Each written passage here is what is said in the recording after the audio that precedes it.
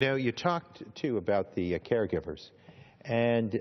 it's theorized that nearly 60% of those caregivers who respond to Alzheimer's patients and those living with dementia are impacted with tremendous emotional stress, and they rate that as high or very high. And then of that 60% of caregivers, literally one-third is suffering from some order of depression. So the impacts here continue to sprawl and cause for greater expenditure for those who are doing their good deed, responding to the needs of loved ones or friends or patient population out there, and then they are impacted by this order of depression. And it's assumed that that has added additional costs to the system of our healthcare drain, and that's at $9.3 billion. That estimate goes over the year of 2013. So it's very easy to begin to do the calculus here on the cost of status quo, of not responding in deep measure or in wise capacity, so as to put together the sort of research that we require and the respite relief programs that are essential. Having talked to a number of caregivers through my tenure here, now in my closing out my third term, but before that in the State Assembly of New York, I would routinely hear from folks who would deal with these situations, these family issues, in ways that they never imagined would be possible. I know of some spouses that indicated to me that while they stayed home full-time being the caregiver, they eventually sought employment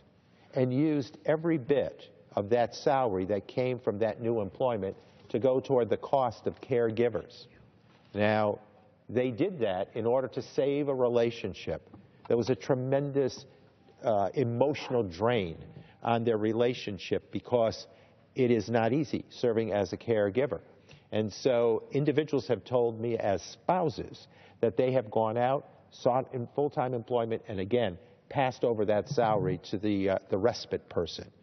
That's the sort of painful pressure under which individuals and couples, families are living. It's a very difficult assignment. Many have chosen to keep their loved one at home. There are issues of safety, there are issues of economic duress, and certainly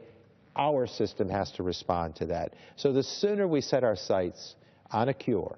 on a funding that's adequate and effective for research purposes and for developing the responsiveness of the medical teams out there via perhaps pharmaceutical assistance and development there,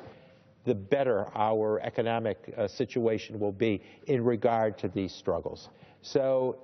here's a chance for Congress to respond in very magnanimous terms that will allow us to state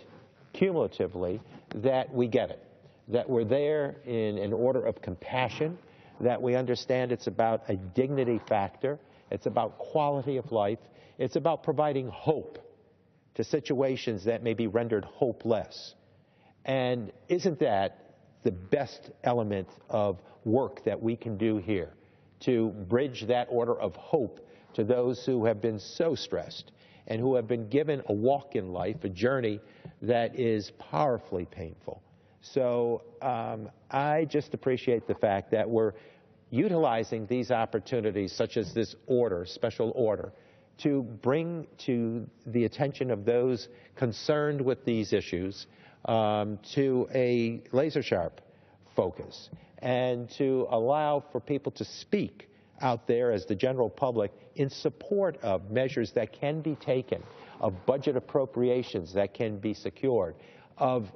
opportunities that come securing the resources essential to go forward and offer the fullest response that we can. Again, healthcare situations are driven By this, there are huge costs if we don't respond to the needs of individuals living with Alzheimer's, and then there is that ripple effect occurrence that is happening all too frequently for the caregiver community that is also worn thin because of this assignment, because of this mission that they embrace. And it's honorable that they do these things, but we also have to work the system here on the Hill in Washington to respond to them with a degree of reverence and common sense and understanding, fully acknowledging that there are efforts that can be made here that bend that cost curve and speak to the given situations at hand in the most effective manner. So, Representative Garamendi, I thank you for bringing us together on this evening of thoughtfulness here concerning dementia and Alzheimer's as a particular stress.